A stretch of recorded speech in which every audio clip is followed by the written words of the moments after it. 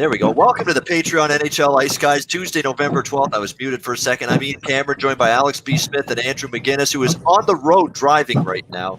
So you're not going to see his face. We don't need his road rage face showing up on camera when another driver decides to drive like a jackass on the roads of Halifax, Nova Scotia this afternoon. So that's why he's going behind audio only, no video today as we break down this Tuesday card. 9 games on tap, guys, so we'll dive right into it. We'll start right at the beginning. Florida and Boston to start things off. We've got Boston here about a minus 160, home favorite in this one, total 6.5 across the board. You got the Boston Bruins, a 3-game losing streak for the first time this season, mired in their longest slump of the year, if you can call it a slump. I mean, the Montreal game was back and forth, 1-goal loss. Detroit, literally a flat spot, and it looked like they didn't really play anywhere close to their A game against the Red Wings with a loss in Detroit Friday night. And then Sunday, they got off to a slow start, 2-0 deficit against Philadelphia, but battled back to tie the game. Unfortunately, end up losing 3-2 in a shootout. So they haven't been brutal, but obviously when they result in losses at the end of the night, you're still looking to turn it around, bounce back, play better next time out. I think you'll see that from Boston. I think you'll see that certainly from them tonight from an offensive perspective against this Florida team that just continues to struggle to keep the puck out of their own net. It's really continuing to be a problem for the Florida Panthers, who will likely be without one of their key defensemen tonight as well, with Mackenzie Weegar out of the lineup due to injury for a team that's not overly deep beyond Ekblad and Strawman on the blue line.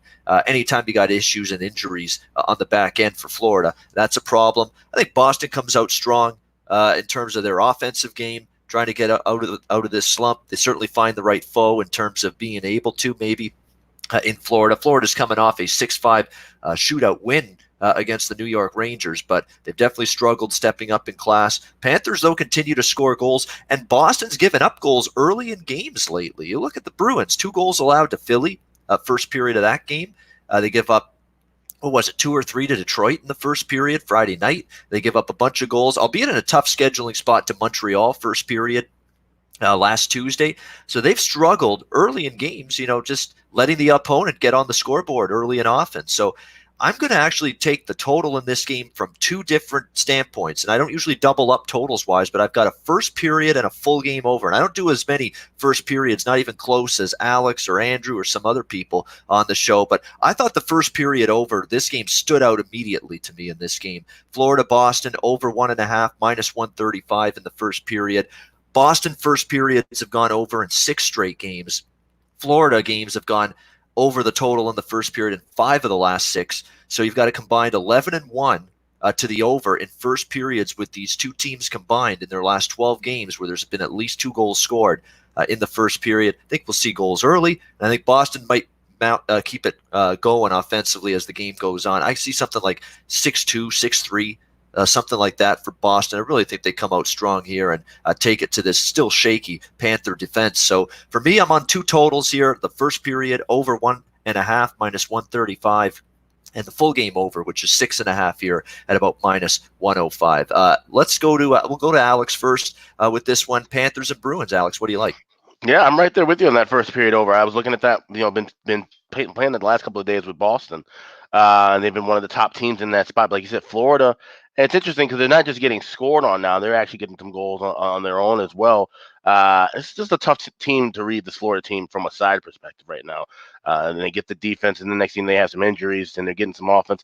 It's just wildly inconsistent up and down. But playing a Boston team now, like I said, 3 losses in a row. That's something pretty uncharacteristic of them.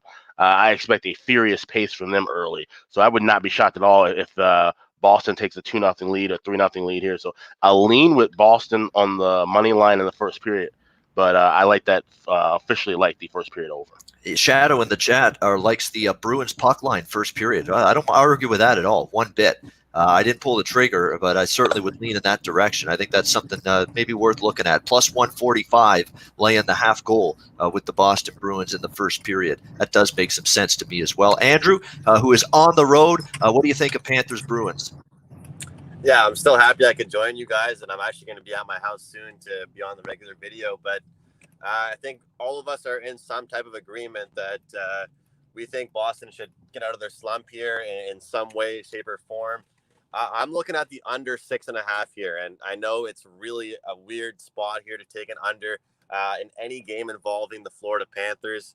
But the way I see it is, our pal Jimmy Murphy was sending us some clips and tweeting some stuff out about Bruce Cassidy, how pissed off he seems, not really a satisfied coach. Obviously, this Bruins team hasn't really looked like themselves recently. And I think that when you're not feeling like yourself, the first thing you want to do is shape things up defensively, worry about offense second. So I really do feel like their defense will have a good performance tonight, and they'll actually kind of quiet down this Florida team, which I get could be a really hard thing to do based off what they've been playing. But I wouldn't talk anybody out of Bruins first period.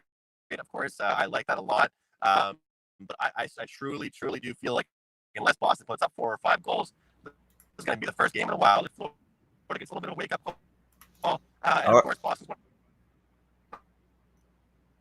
I think we're I'm going with the under 6.5. there. We go. That sounded funny. I don't know how that sounded to you, Alex, but sounded like a little very radio robotish, but but we got the gist of what Andrew's liking. He's liking the under and the Under. This could be one of those games, and that's the trepidation of the full game over on my part too. This could be a game where it's like 3-0 Boston or something like that, early in the game or into the second period, and then they just shut it down and shut down mode. And Florida, once they're down 3-4 goals, you really stop fighting back and really pushing the attack the way you expect, because you're right. Gee, we're down 4 against a good Boston team on the road, so that could be the concern with that. Could be a game where early goals, maybe you bet a live under. You could do that as well, but definitely something to keep in mind with this one.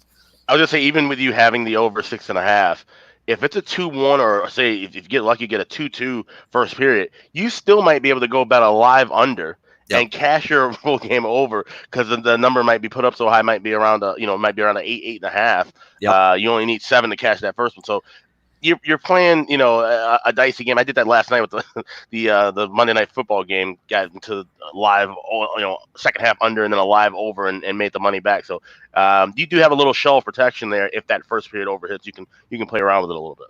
Correct. Absolutely right. Columbus, Montreal. We've got Montreal minus 190, home favorites here. The total 6 shaded to the over in this one. Columbus, this has been the road trip starting to get a little grueling for them. It's been a long one. They started out west. Now they're coming back east here for this game against the Montreal Canadiens.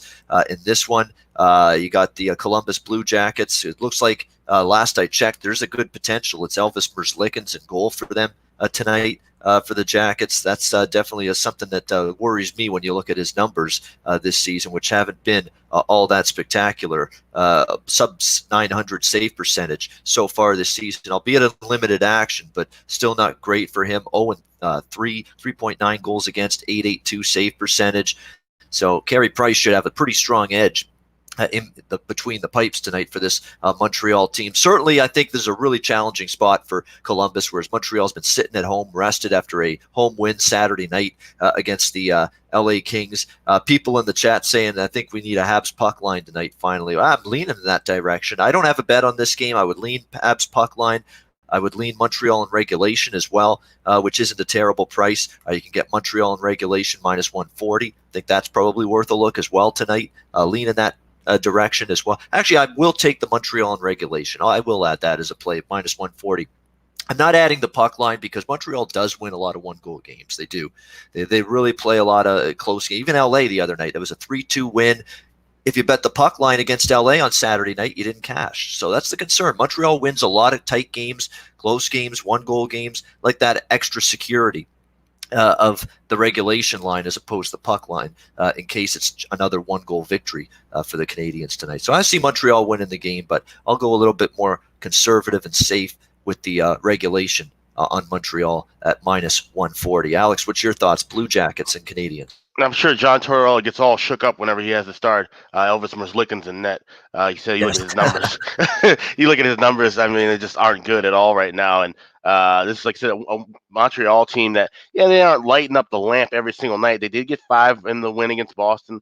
They got 5 a while back against Vegas. But other than that, 1-goal effort against Dallas, 2-goal effort against Philly, both losses, a 3-2 win in their last game against LA. So, puck line's a little hard to come with in this one. If anything, I would lean with the under here. And that's obviously, contingent on if Montreal can get good play from Carey Price and only score 3 or 4 goals. Maybe this is a 3 or 4, one game and it goes under 6. I'm not going to play it officially, but just a lean with the under.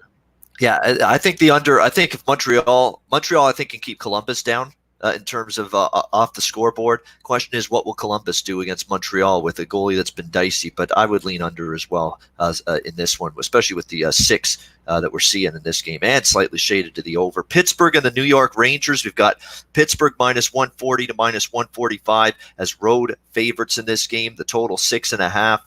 Shaded to the under in this contest. Certainly the New York Rangers. We've talked about this team ad nauseum and how they're just totally unable to put any string of consistency together from game to game. They just can't put a performance warranting a solid, consistent game in, game out effort. That's a concern. And it's funny that here's the Pittsburgh Penguins coming into this game. We know Sidney Crosby's been ruled out. We know Chris Letang's not going to play. And yet Pittsburgh's taking money. So what does that say about what the betting market opinion is of the New York Rangers right now? Not very high with what we're seeing with Pittsburgh taking money in spite of the fact that the New York Rangers, are probably a little bit healthier of a team right now. And the fact Pittsburgh, without 2 key players and still a team that's taken money here in this matchup tells you that there's not a lot of support right now for this New York Rangers team, which continues to play just this inconsistent brand of hockey. I think there's a lot of moving parts to this game. I don't want to lay $140 on the road with Pittsburgh without Crosby, without Letang in the lineup tonight.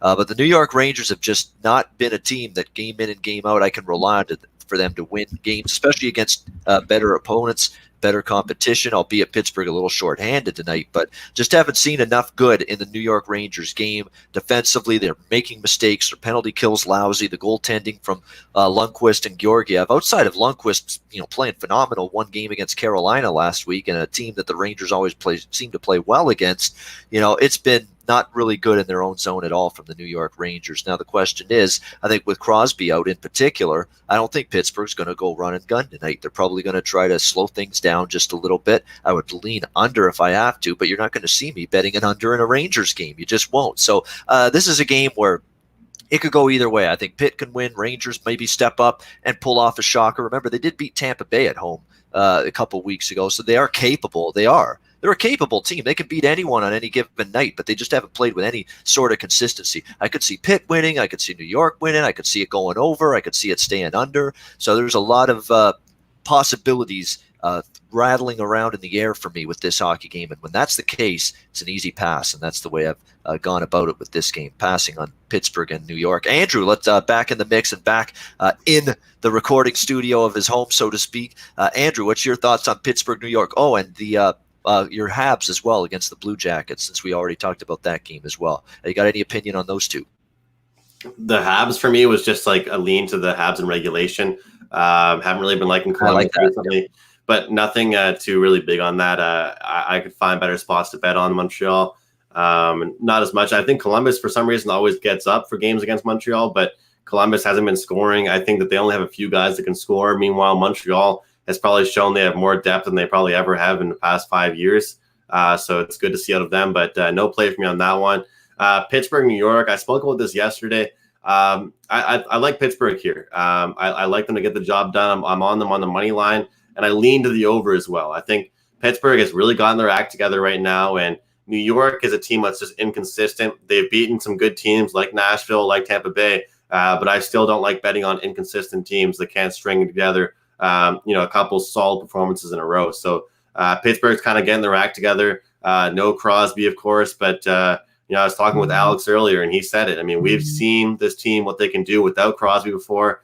Sometimes they rally around him, around that, and they put together a good performance. So I'm going to take Pittsburgh here on the show and have a lean to the over. But again, I don't know what I'm going to get out of New York, and I feel like I do know more what I'm going to get out of Pittsburgh. All right, so still going ahead with Pittsburgh here, minus 140 against the New York Rangers. There is some crazy over series history with these two teams. It's been one over high-scoring game after another, Penguins and Rangers, but I'm a little bit cautious of that tonight, considering the fact that actually Mike Sullivan said we're going to have to play a good, tight road game. And when as soon as he uses the word tight in his press conference, I think it was yesterday after the morning skate, it tells you he wants to play a little bit more tighter to the vest tonight. So, but that over series history, it really is something, and we'll talk about a couple more games later in the card where it's really been trending heavily over the total series history-wise. Alex, what's your take on Pittsburgh, New York? Yeah, it was a lean with the over for me. Like I said, 12-2-1 the last 15 to the over. But like I said, 6.5 in a spot where Pittsburgh might want to be working more on tightening things down defensively. No Letang, and I mentioned it the last couple of times with Letang about how he's a guy, there's no way to quantify individual players out in the line. Obviously, Crosby would probably be one of the few guys who would make a huge line move because he's one of the most well-known players, Pittsburgh being a fairly public team. But Chris Letang, like I said, he's as important as he is. This is a Penguins team that's played without him in big stretches throughout the last decade. And you can say the same thing about Sidney Crosby, more so earlier in his career when he suffered through the concussions and different things. He's actually played a few seasons where he hasn't missed a game. But I think this is spots. And let's just talk about how Pittsburgh has had guys out pretty much the whole year. I mean, they're right now, as far as man games lost, they got to be at the top of the table because you look at they were without Rust and Bustad and those guys early in the year. So it's kind of just a shift along. Like I said, the next man up mentality is probably stronger with Pittsburgh than any other team in the NHL right now. So that explains why they would be taking money, and there's no real worrisome, especially like I said, the way that New York's been kind of playing off. So if I had to play anything, it would be Pittsburgh and over, but I'm going to just watch this one and pass. Yeah, pass on this one. I think it's a pretty wise choice to do that. Colorado, Winnipeg. We've got Winnipeg minus 115, total 6.5. Although the sixes are starting to move to 6.5. So if you like the over, and I do like the over in this game, by the way, a little spoiler there. You want to move on it quickly. I'm not sold on Pavel Francouz. Okay, he finally had a good game against a Columbus team that's hit or miss offensively, but really had struggled a little bit before that. Of course, he's the starter now every game from here on out until Philip Grubauer gets back from injury. And this is a guy that's still very inexperienced at the NHL level. You know, he's a guy that was around many years ago, didn't crack the NHL the first time, played in Europe for a while. Now he's back here. There's a reason why he had to go overseas to play for a bit. You know, he's got to prove himself again at the NHL level. We'll see if he can do that here for the Colorado Avalanche. But to me, mixed results. And I know he played better last game against Columbus, but I think you're facing us now on the road. That was at home. Now you're on the road against a team that I think's got a little bit more firepower. It hasn't looked that way lately for the Jets. They've played a lot more lower scoring games. They've actually been on an under run in the majority of their recent games, the Winnipeg Jets. But I think that's going to change a little bit. We talked about series history of overs with certain matchups. Pittsburgh, New York, just a second ago.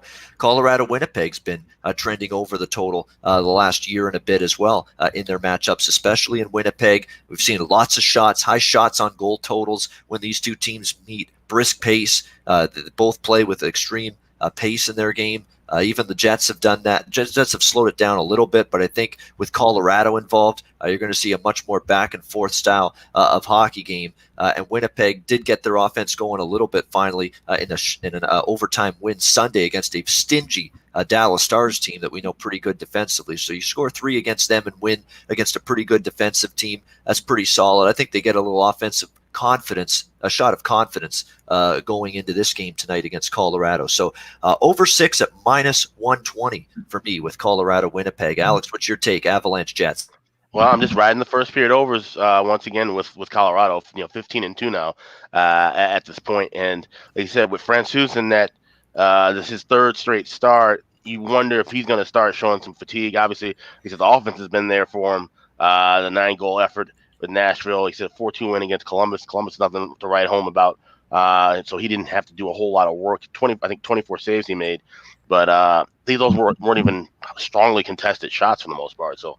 This is a Winnipeg team that's going to get some rubber on him, more quality shots than he's seen probably in the last couple of games. So I expect to see 1 or 2 at least go in early on that side. And then on the flip side, talk about next man up, Colorado. They've been able to do just fine without Landeskog and Rantanen for the most part offensively. That it cooled down a little bit, but now you got Bednar, the coach, juggling things around and finally getting some consistency for at least a brief moment. So I don't know, full game over scares me a little bit.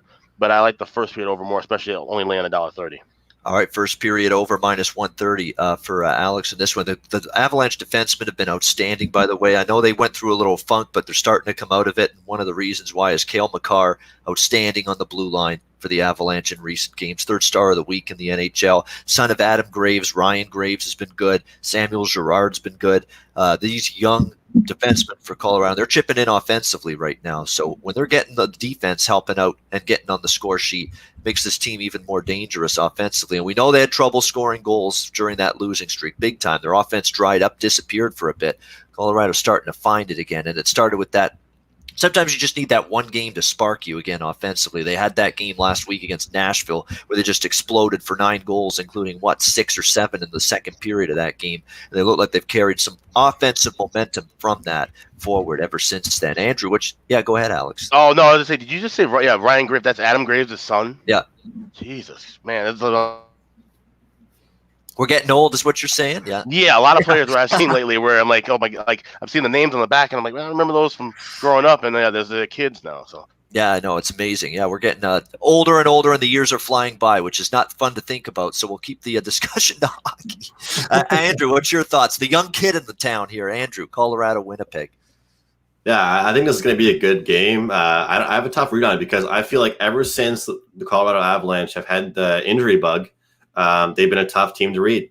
And Winnipeg right now, it's kind of the opposite. Ever since they're, they kind of got over their injuries and everybody kind of stopped fading them and stopped talking so much smack about them, they've kind of gotten their act together. So it's close to a pick'em game. And I would actually lean to Winnipeg here. I kind of want to wait to see if Colorado can keep snowpiling and, free falling down and taking a little bit of a slump. And Winnipeg right now looking like a pretty good hockey team. But this game didn't make my card, so I'll just kind of pass and we move on to the next game.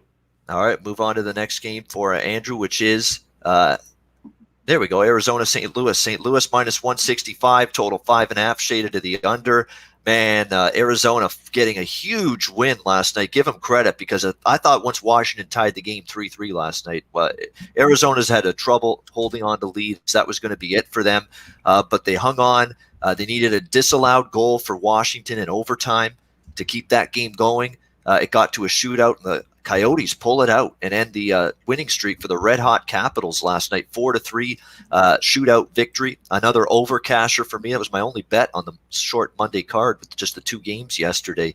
What's that now, Washington? 12-1 to the over in their last 13 games. So incredible. The streak continues for this Washington team, but this time it continues in a losing result for them. So credit to the Coyotes. I mean, it wasn't pretty. 3-0 lead. They coughed it up, but they found a way to win. Now they're in a tricky spot going on the road, second night of back-to-back games against St. Louis. But, you could say for the Blues here, it's a little bit of a dicey spot for them as well. They've been doing a lot of traveling lately. We'll see if they're able to return here and play a solid game at home here against this Coyotes team. Ryan O'Reilly's been absolutely phenomenal for them. And even Pietrangelo, where's this come from Pietrangelo? He's obviously a solid defenseman, but we don't expect him to be lighting up the score sheet with points night in and night out. He's been doing that lately for this St. Louis Blues team. So fascinating game, interesting one to break down here. Total 5.5. You understand why Arizona's although Washington dragged them into an over last night, but overall we've seen Arizona play more lower scoring games. But this is a game I'm not have too much opinion on either way. I mean, Arizona always is tantalizing to me at these prices. That just seems to be a team I'm always interested in because they actually do seem to raise their level of play at times to the opponent they're playing. Look no further than the win last night, but I'm going to stay off it because it is a tricky scheduling situation for this Arizona team back-to-back on the road. Alex, what's your thoughts, Coyotes and Blues tonight? Well, I got 2 plays in this one. I like the first period over here. Something that we've seen cashing quite often with Arizona now. 7-3 their last 10, 4-2 the last 6 on the road. Same thing with the Blues. They've been one of the better home teams with this first period over. But I also really like the draw here. I'm looking for the price. I want to say it's somewhere around $2.90, which is a really good price. You look at the history with these 2 teams as of late. Arizona seems like they've been in overtime every other night. But then you look at the Blues here. 4 of the last 5 and 5 of the last 7 games have gone into overtime with them. So we're getting a really good price at $2.90. Usually when you have teams that have gone into overtime, a couple times in a week, that price that's around between $2.90 and $3.10 is usually down to $2.85, $2.80. So grab that $2.90 now while it's still sticking around. I really like that play. All right. Plus, actually, we'll give you plus 300. There's some 300s out there with the draw. Arizona, St. Louis. This is bad spots for both teams, canceling out pretty much. Arizona's back-to-back on the road, but St. Louis first game home after being in Western Canada for the last several days. So it's not exactly a great scheduling spot for either team. That's why I was considering Arizona, but I pulled back the reins. I lean Arizona at the nice price, but I'm not going to get involved in it. Andrew, what's your thoughts on Arizona taking on St. Louis?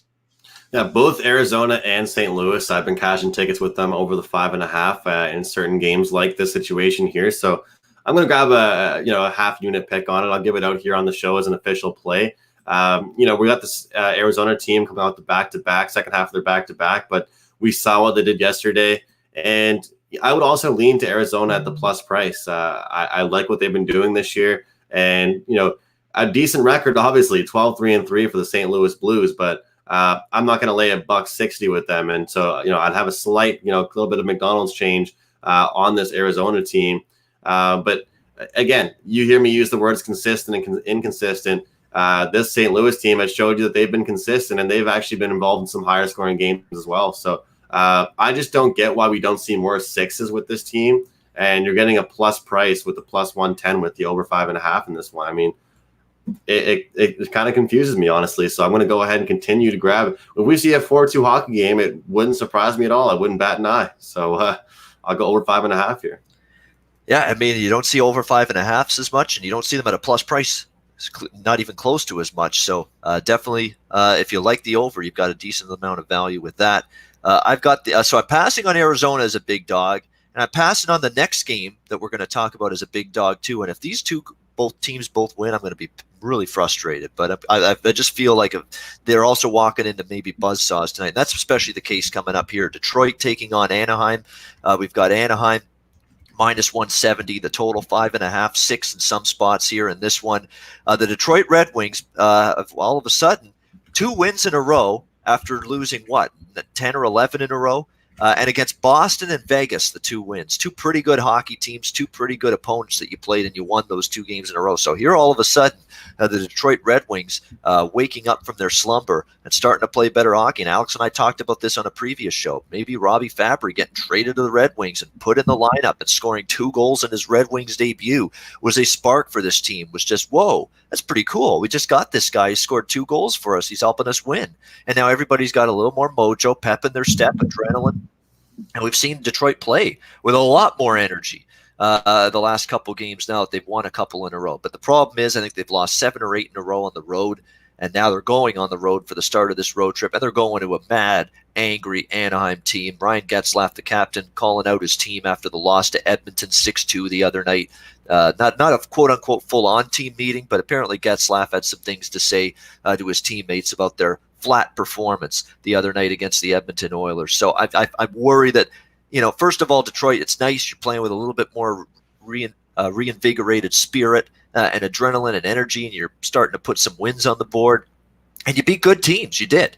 I mean, Boston and Vegas, you got to be pretty proud of that if you're Detroit. But they were at home. You got to prove you can do it on the road, and you're going to prove you can do it against an angry, motivated foe. And I think Anaheim could be one of those teams sitting on a pretty good effort after the blasting they took Sunday night in a lethargic, feeble effort at home against the Edmonton Oilers the other night. Plus, the other thing that's keeping me off Detroit is I've had no freaking luck with Anaheim games this year. I bet on them.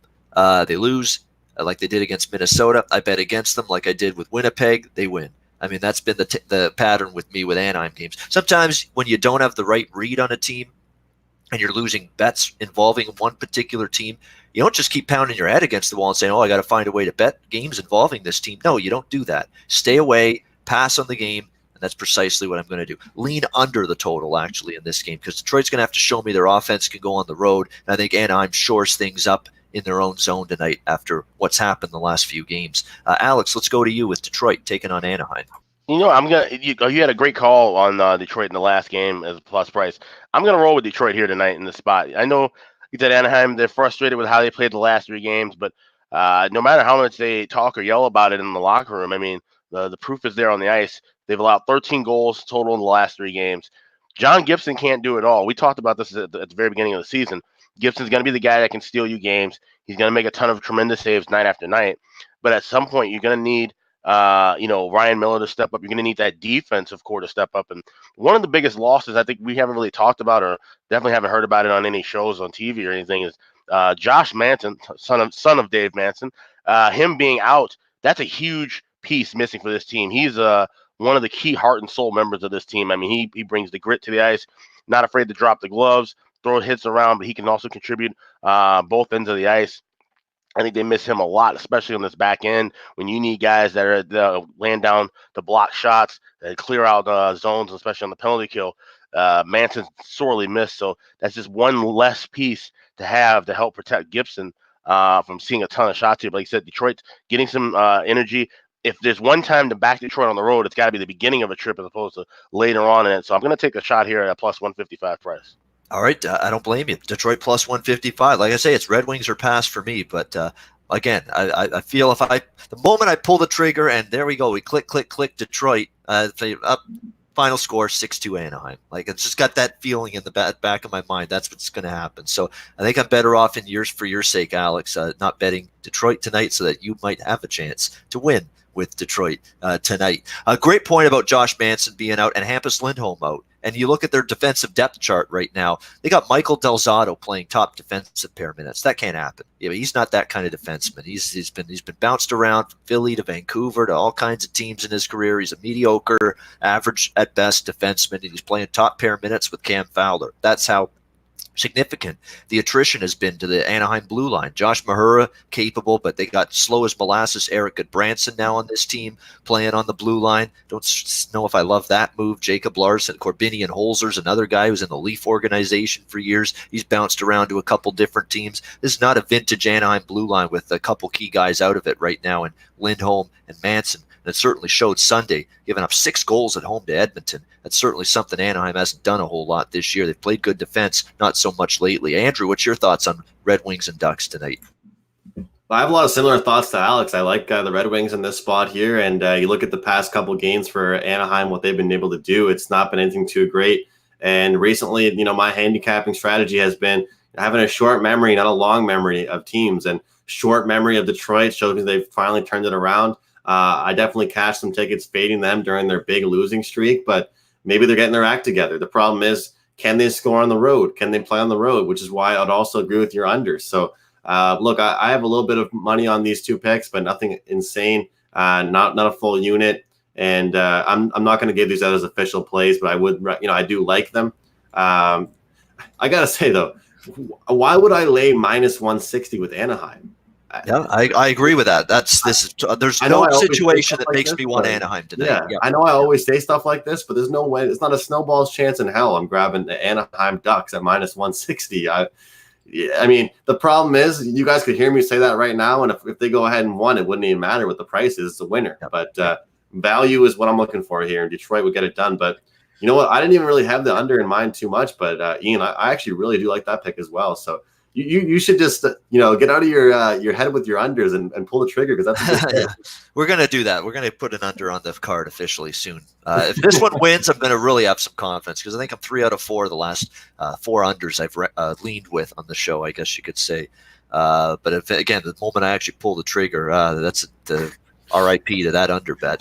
Usually that's about what we usually say. Sometimes you're just not good at certain things, and you're right. Unders have just been the bane of my handicapping existence for going on 10 years. Like, I could honestly go back and look in all sports and see about 21% win percentage with unders for me lifetime, which is brutal. And that's why I avoid them like the plague. It's not that I don't like them. It's not that I hate them. I do prefer overs, but I don't hate unders. I hate that I'd never win them. That's the thing I hate. So that's why I stay away from them. So, but I do lean with this game under the total. Under does make sense here if I were to bet it. Yeah, and you make a good point, Ian. That just happens a lot of times with teams, or with bettors, rather. I'm saying just like you said, with certain teams or certain types of plays. I remember people would kind of give me a lot of crap, especially on Twitter, about, oh, you have so many favorites, especially in like college basketball, for example. I'm like, yeah, well, my record with favorites in college hoops has been pretty damn good. So I'm gonna keep rolling with what works and stay away from what doesn't. So, the different strokes for different folks in that way. And like you said, Ian, if unders aren't really your thing, then,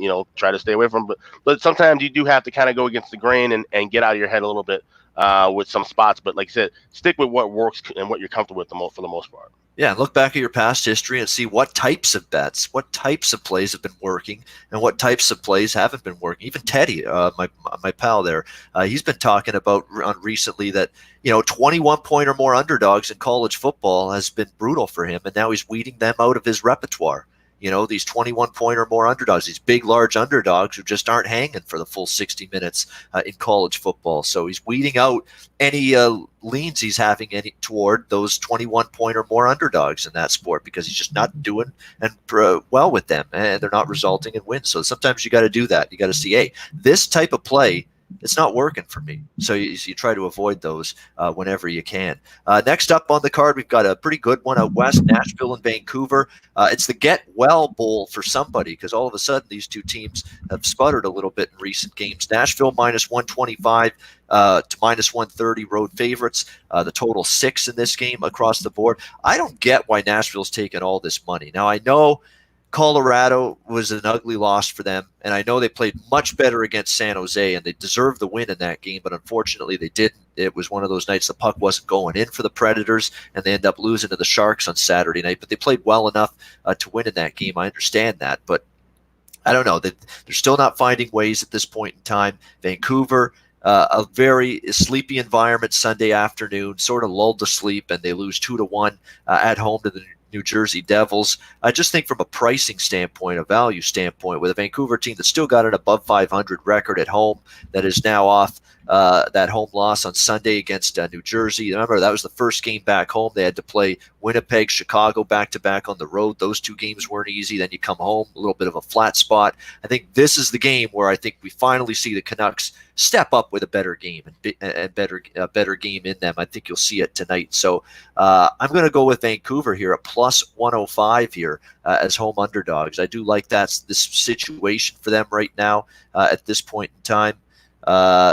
Andrew had to leave, by the way, so he's on his way out. So just want to mention that in case you wonder why he dropped off the show, the display screen. So, but we'll give out his picks that he's got for the remainder of the card. He's actually on Nashville in this game against me, but that's okay. We can disagree from time to time. He's on Nashville minus 125 and a lean to the over in this game. I'm on Vancouver here, plus 105. I think this is a good home dog price. And again, maybe then we got to stay away from Vancouver if they lose tonight, because then this slump of theirs will become an extended one, and maybe one they're not going to get out of so easily. But I do think this is a game that's winnable for the Canucks, and at the home underdog price, again, a team that's still got a positive home record on the season, a chance for them to get the win here. Alex, what's your thoughts on Nashville, Vancouver? Well, I'll break the tie here. I'm going with the Canucks. I think this is a make or break spot for them tonight. You said getting on this slide, coming back home, playing a Nashville team that's lost 4 of their last 5. I mean, Nashville, this is something that they're going to do from time to time. They're going to have these little bit of slumps, and then they're going to kind of turn things around more so, in the second half, kind of like how we talked about Pittsburgh last couple of years. I just don't see where there's no urgency I see from Nashville to just get on a hot run. Obviously, they want to play well, but I just don't see where they're just going to start streaking. I just expect them to just kind of alternate wins and losses for a while, and at some point things will start to turn around. But for Vancouver, being a young team, and having that whole looming, we talk about it, we'll mention it more as we get closer to the American Thanksgiving. That's kind of that, make or break point. I think this would be a spot, like I said, at home. The crowd hopefully will be, a lot more fired up than on the weekend. And I think, Vancouver should rally and get a win here. Yeah, I mean, for Vancouver, now all of a sudden they're back to offense was never the issue. Now all of a sudden after the New Jersey game, they're saying, we got to simplify things again. So here we go with the usual rhetoric when teams are struggling offensively. Every team goes to the same rhetoric every time they're struggling offensively. Simplify our game, shoot the puck more, get traffic in front of the net, just fire as pucks toward the net as much as you can. Vancouver trying to use that mantra now going into tonight against Nashville. And as much as that sounds like just basic coach speak or kind of, hidden player talk, it makes sense. It's really the thing. I mean, and I see it, you hear me talk about it all the time with power plays.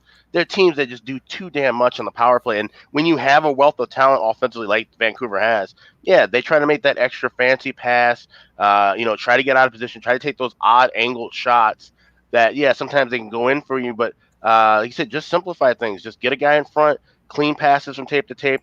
Hard and heavy shots from the point or getting close between the circles. But that's really all it takes for a lot of these teams that we're seeing struggling offensively. Just simplify your game. Even if you don't have the talent, more than likely just getting pucks on net, something's going to bounce off somebody. Get a little dirtier if you need to. Though some of those guys, the Pedersens and the Bo Horvats, JT Millers, and Miller's a guy who crashes it often. But if you're a Pedersen, a guy who likes to stick handle a little, just get in front of the net. Crash a couple of bodies, get in front of that goaltender, let something bounce off of you. You don't have to have everything be a highlight reel goal. Yeah, that's right. I mean, it's definitely there's truth completely in whatever these teams say when they're struggling offensively, that we need to simplify and shoot the puck from anywhere and get traffic in front of the net. I'm just sick of hearing it. It's right. It's accurate. Makes sense, but I'm just sick of hearing it because every team uses that spiel when they start to go in a goal-scoring funk, like the Canucks have been in their last 4 games during this little losing streak, their longest losing streak of the season. But I think it's at least got a shot to end tonight, this little Canuck slump. Edmonton, San Jose. We've got San Jose minus 135, home favorites in this game. The total 6, slightly shaded to the over. I'm going to take Edmonton at this price because I still like the way this team's playing. I'm still not buying San Jose by any stretch of the imagination. They were fortuitous as all get out to beat Nashville the other night. I thought Nashville should have beat them Saturday night, but San Jose fortunately escapes in a 7-round shootout against Nashville on Saturday night. Edmonton playing good hockey, and McDavid's been amazing. Draisaitl, they continue their onslaught. They've been absolutely fantastic in recent games against Anaheim. Hat-trick for McDavid, 4 points for Draisaitl. What can you say about those 2 games? What a dynamic duo they've been. Defensively, it's been an improvement as well for this Edmonton team. 12-7 on the season against 7-11. Yeah, I'm going to take my chances at an underdog price with the 12-7 team. I got no problem doing that. So I'm going to take Edmonton here plus 120 in some spots still out there on the Oilers. And we talk about series histories that for some reason you get 2 teams together, they get high-scoring games. This is another one. Edmonton, San Jose. It's not something you can fully explain, but last several years, one higher scoring game after another, big time over trending series history between these 2 teams. I think we'll see more of the same tonight. Again, Edmonton, you got to pick your spots a little bit more with them in terms of playing overs this season, but I think this is the one to do it because Edmonton and San Jose get these teams involved head to head against one another, and oftentimes you've seen goals scored in bunches. So 2 plays for me on this game. Edmonton plus 120 and over 6, which is still, I think, even money or minus 115 in most spots. Yeah, minus 115 still out there with the over in this game. So for me, Oilers and over in this matchup against the San Jose Sharks. Alex, what's your thoughts on Edmonton taking on San Jose? I'm going to go with the first period over in this one. I'm looking at the series history. Like I said, 8-2 last in the over. But, you look at these last 6 games, the first period has cleared over, whether you're getting 1.5 or 2. Seeing a lot of 2-1, 3-1, 2-1, battles in the first period. So these 2 teams have, made an emphasis against each other to score early and often. You're only laying $1.20 here in this spot. Sidewise, I would just stick away from this game. Sharks have been at home for a while. They got 3 in a row. Sometimes can be a good thing. You stay at home for a while and the home cooking, continues and you start getting on a nice roll. And even when you look at their schedule moving forward, they go on the road to Anaheim. That's a quick trip and then come right back for 2 more home games. So if they're going to start building momentum, this is the time for them to do it. But like I said, this is just a team you can't really trust on a night in, night out basis. Same thing with Edmonton. If McDavid and Draisaitl aren't doing anything, where the rest of the guys, where's the rest of this offense? But I think we'll at least see some scoring early. So give me the first period over. All right, first period over for Alex in this game, over 1.5 in the first period, which you can get at minus 130. Yeah, and James Neal, who was getting all kinds of accolades early in the season, he's cooled off a little bit the last several games for the Edmonton Oilers, and that's always going to be the key for them moving forward is what will you be able to get from your second, third, and fourth line consistently in terms of goals. Hopefully tonight we get something because that's the one thing about Edmonton. They've had no problem finding back of the net in recent meetings with the San Jose Sharks. So for me, Oilers and over, and Alex liking the first period over 1.5, minus 130. We wrap up the card with the game of the night right here. Not Minnesota Wild, LA Kings. Minnesota minus 120, road favorites. The total 6 across the board. 5.5, I'd be interested in the over in this game. Minnesota's actually gone over in 4 straight games. I mean, you wouldn't expect that, but a lot of that was Stalock in net, giving up goals that we expect Alex Stalock to give up throughout the course of the season. Devin Dubnyk is back. in between the pipe. I'm not saying it's a huge upgrade because it's been a struggle for Dubnyk. 3.57 goals against, 8.87 save percentage. Not very good from Devin Dubnyk this season for the Minnesota Wild.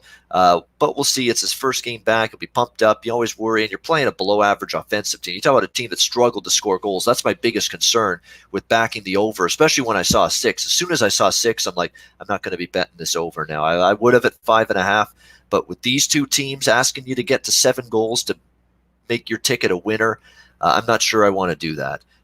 Especially with LA. We talked about how they've struggled to score goals. They really have. I mean, that's been an issue. Ottawa shuts them down. Toronto, we know at times defensively they've had issues. They get LA gets shut down by the Leafs, but shut down by Ottawa, who aren't a great defensive team. Hell, we just saw Ottawa give up, 8-9 goals to Carolina last night. And then you get shut down by Montreal in a 3-2 loss that stayed under the total. You're just not seeing this offense clicking right now for the LA Kings, which really isn't all that much of a surprise. We've talked about it early in the season. That offense was going a little bit, but it's certainly hit the wall, hit the skids a little bit. And that's definitely the biggest fear I have with this game going over. And I know Minnesota's gone over in 4 straight, but a lot of those were 5.5s. We're dealing with a 6 right now, and that's not a number I'm willing to tempt fate with in terms of betting the over in this game. From a side perspective, it's pick your poison all the way. LA's off a long road trip. That's a bad spot.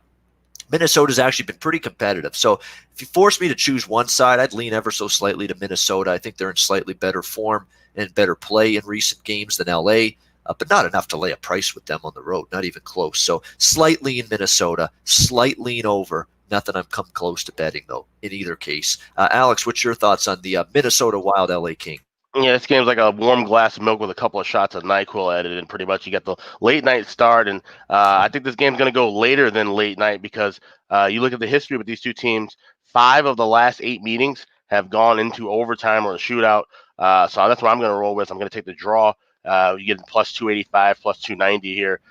This will now be the 13th game in the last 18 games where Minnesota's been on the road. After this, they do finally get to have a couple games at home before having to go back on the road.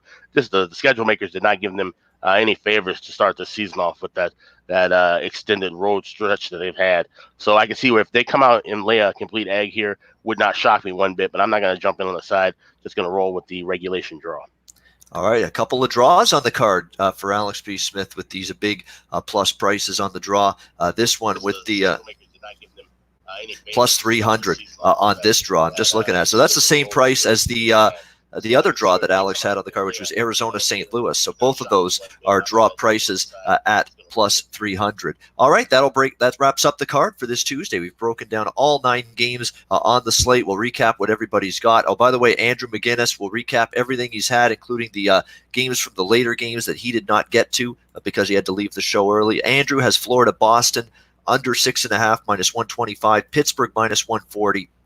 Arizona St. Louis over 5.5 plus 105, Detroit plus 155, Nashville minus 130, and over Edmonton San Jose. That's the one I missed on Andrew. Andrew likes the over as well in the Oilers Sharks game.